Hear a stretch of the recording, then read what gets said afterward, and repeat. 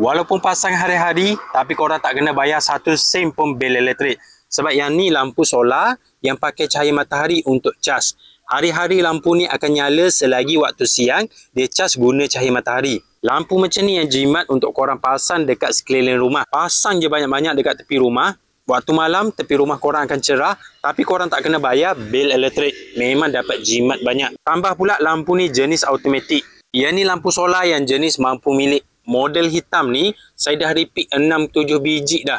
Saya dah pasang dekat banyak tempat. Sesuai untuk korang pasang dekat bawah garas kereta macam ni. Pasang dekat bawah bumbung macam ni boleh gantung je. Nak pasang dekat dinding rumah pun boleh sebab bracket dia ni jenis boleh adjust macam ni. Korang boleh adjust dia punya angle lampu ni bagi ngam dengan tempat yang korang nak suluh. Sudut dia ni boleh adjust bagi dongak dan rendah. Walaupun design agak basic, tapi lampu model ni cahaya dia ni terang dan boleh nyala lebih dari 12 jam. Lampu yang saya pasang tepi sini, dia boleh maintain dari maghrib sampai subuh dengan selamba. Memang ngam untuk korang pasang dekat tempat-tempat yang gelap. Lampu pula jenis automatik. Kalau korang jenis selalu tinggal rumah waktu malam, korang tak perlu risau sebab tepi rumah korang tetap akan nampak cerah macam ada orang. Dan kalau korang nak balik waktu malam, mudah kalau cerah macam ni. Kalau yang model ni, kalau korang beli watt yang paling besar, korang akan dapat lampu LED banyak dekat bahagian dalam. Dan jenis ni dia pakai reflektor yang tebal untuk bagi cahaya dia tu lebih terang dan lebih luas. Dia agak tebal sikit dekat bahagian tepi sini sebab dia pakai bateri saiz besar.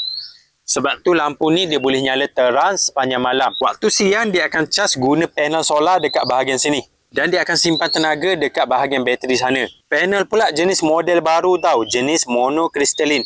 Warna dia hitam pekat macam ni. Kalau panel model lama, warna dia biru gelap. Panel model baru ni dia lebih perform. Untuk saiz sama, yang ni dia keluarkan lebih banyak output. Dan dia lebih perform waktu low light, waktu mendung. Dia boleh hasilkan lebih banyak tenaga berbanding panel model lama. Sebab tu kalau korang tengok panel dia ni tak berapa besar sangat. Sebab untuk saiz macam ni, dah cukup untuk supply power kepada lampu solar korang ni. Yang model ni memang ngam kalau korang starting nak beli lampu solar banyak-banyak. Sebab harga dia murah. Korang boleh beli terus banyak biji dan pasang tepi rumah. Boleh nyala terang sepanjang malam macam ni memang ngam. Kalau harga murah macam ni, modal untuk starting pun tak keras sangat. Korang boleh pasang terus banyak-banyak biji. Kalau nak banding dengan lampu solar yang model ni, harga dia agak mahal sikit. Jadi kalau korang nak beli banyak biji, memang pedih. Harga yang lampu solar model kelabu ni, korang boleh dapat 2 biji yang model hitam ni. Memang jimat banyak. Jadi kalau korang nak cari lampu solar yang harga murah, harga mampu milik, untuk beli banyak biji macam ni tak pedih, korang boleh cek lampu solar yang model hitam ni. Walaupun model basic, tapi cahaya dia ni terang. Boleh nyala lama. Korang boleh cek dekat link video.